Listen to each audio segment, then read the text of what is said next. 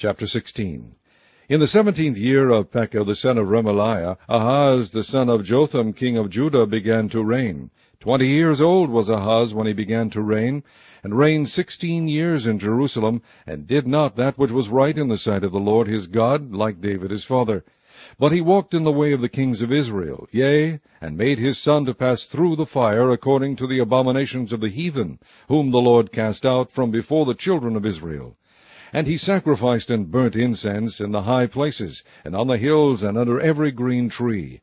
Then Rezin king of Syria and Pekah son of Remaliah king of Israel came up to Jerusalem to war, and they besieged Ahaz, but could not overcome him.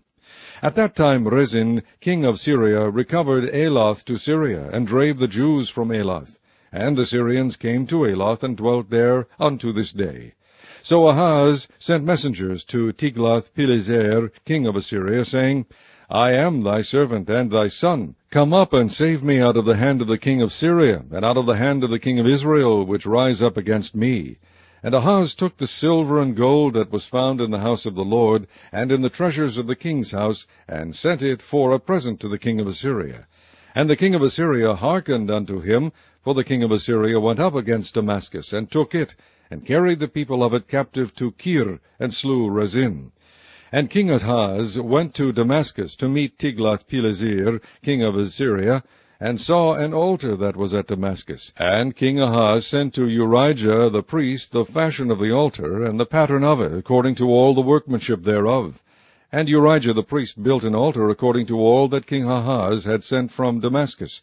So Urijah the priest made it against King Ahaz came from Damascus. And when the king was come from Damascus, the king saw the altar. And the king approached to the altar, and offered thereon. And he burnt his burnt offering and his meat offering, and poured his drink offering, and sprinkled the blood of his peace offerings upon the altar.